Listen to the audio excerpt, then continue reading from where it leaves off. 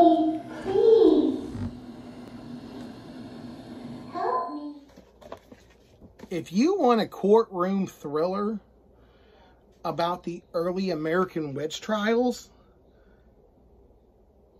this is the book.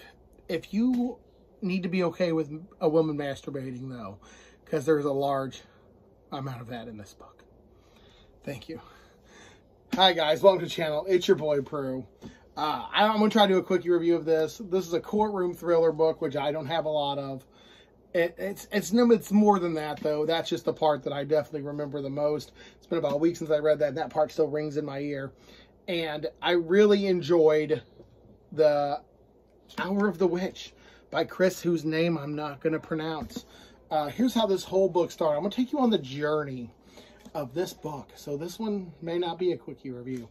But one day, my friend Jess, who's one of my local librarians, and she's just an amazing cool chick, she posted on her, I think it was Facebook or Instagram, and it said this right here. Hour of the Witch, just on top. I don't remember what page she was on, but I was like, Hour of the Witch. That sounds like something I would be into.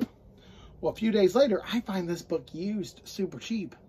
And I'm like, oh, that's the book Jess was reading. I talked to Jess about it, and Jess says, there's a lot of spousal abuse, verbal and physical, and there's a lot of girl stuff. I didn't know what she meant. She meant masturbation. This girl masturbates a heavy deal early on in this book. So I picked this up going into this. I am a sucker for colonial America. That's obvious. I've been to Salem. I love Boston. Colonial America is a time frame is a setting I definitely seek out. I'm desperate for more colonial American horror stories like that movie The Witch.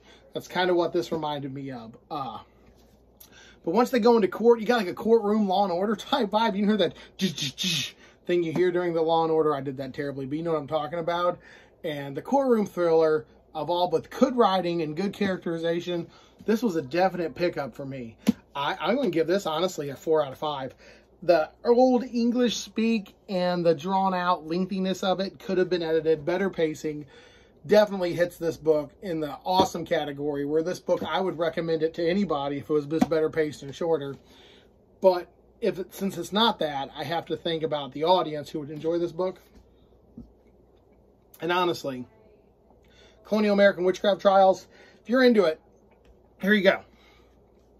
You're into like old-timey semi-romance stuff with women's rights, because this definitely showed the early movement into the women's rights. Here you go. But if you want like something quick and action-packed full of magic and sorcery, this really ain't it. This ain't it. This is a fun, thought-provoking book. And I did this about 3 chapters a day. Let's say about 50 to 75 pages a day. And when I got done with it, I thoroughly enjoyed it. I hear people reading it cover to cover hated it. And I hear people reading it a chapter a day hated it. So you definitely have to try to get through it before you hate it. So cook on high. Don't broil. Don't cook on low. Enjoy at your own pace. And this will be a fun book. This was a quick review. Wow, good job. Hour of the Witch by Chris. Yeah, this guy. I'm sorry, I can't pronounce that. But this was fun. Thank you.